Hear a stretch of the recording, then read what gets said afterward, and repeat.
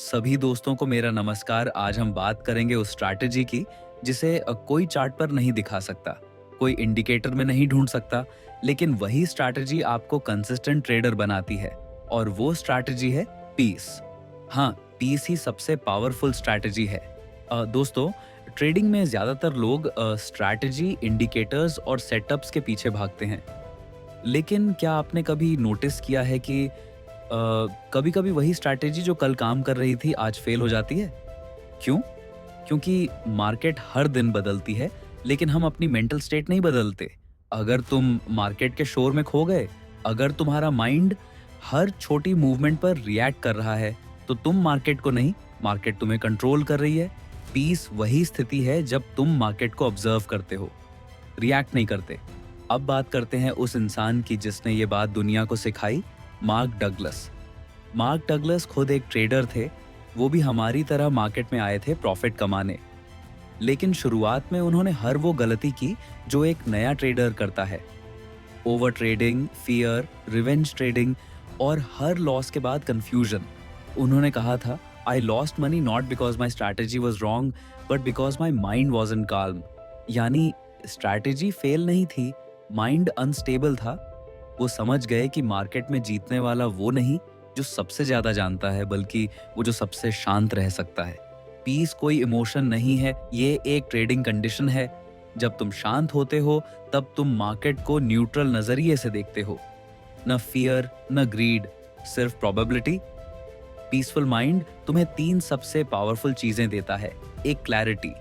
तुम्हें समझ आता है कि कौन सा ट्रेड लॉजिक पर है और कौन सा इमोशन पर। दो, पेशेंस। तुम ट्रेड मिस करने से डरते नहीं, क्योंकि तुम्हें पता है हर दिन मौका मिलता है। तीन, कंट्रोल। तुम लॉस को भी काल्म माइंड से एक्सेप्ट करते हो। मार्क डगलस कहते थे, the best traders are the calmest ones. Mark Douglas ने एक बार इंटरव्यू में बताया था कि एक दिन वो लगातार 4 लॉस ले चुके थे। उनका माइंड बेचैन था, रिवेंज ट्रेड करने का मन हो रहा था। लेकिन उन्होंने खुद से एक सवाल पूछा, अगर मैं अब भी ट्रेड लूं तो ये मेरी स्ट्रैटेजी ले रही है या मेरा ईगो? उन्होंने ट्रेड नहीं लिया। मार्केट कुछ ही मिनट में उलट गई। अगर वो लेते तो 5वां लॉस भी हो जाता। वो मुस्कुराए और बोले, पीस ने मुझे एक और लॉस से बचा लिया।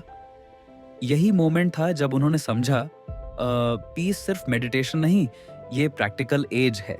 अब मैं आपसे एक सवाल पूछना चाहता हूं। अगर किसी ट्रेड का एंट्री पॉइंट परफेक्ट है, लेकिन उस एंट्री के वक्त तुम्हारा माइंड इमोशनल है, तो क्या वो ट्रेड सेफ है या रिस्की? दादी, इसका जवाब कमेंट में लिखो। मैं इसका आंसर वीडियो के अंत में दूंगा। अब बात करते हैं पीस को प्रैक्टिकली कैसे डेवलप किया जाए। एक प्री ट्रेडिंग रूटीन। हर ट्रेड से पहले 5 मिनट साइलेंस में बैठो। ना चार्ट, ना फोन, सिर्फ ब्रेथ ऑब्जर्व करो। 2 फिक्स्ड रूल्स। जितने कम डिसीजन मार्केट में लोगे, उतना ज्यादा माइंड फ्री रहेगा। 3, एक्सेप्टेंस माइंडसेट। हर लॉस को मार्केट की फी मानो, फाइट मत करो।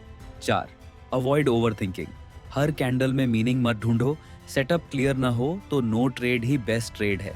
5, पोस्ट ट्रेड डिटैचमेंट। ट्रेड जीतो या हारो, अगला ट्रेड नया है। पास्ट को मत घसीटो। मार्क डगलस ने कहा था, Once you learn to accept uncertainty, peace automatically follows. अब उस सवाल का जवाब, अगर एंट्री परफेक्ट है लेकिन माइंड इमोशनल है, तो वो ट्रेड रिस्की है।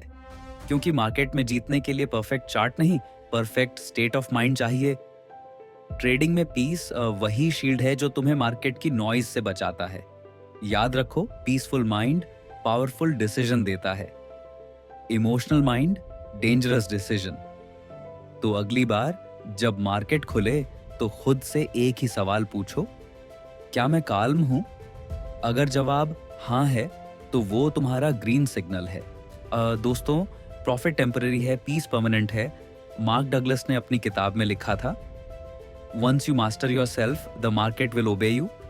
तो आज से ट्रेडिंग को सिर्फ चार्ट गेम मत समझो, ये माइंड गेम है और इसमें पीस ही सबसे पावरफुल स्ट्रैटेजी है। कमेंट में बताओ, तुम्हारा माइंड ज्यादा ट्रेडिंग करता है या तुम्हारी स्ट्रैटेजी?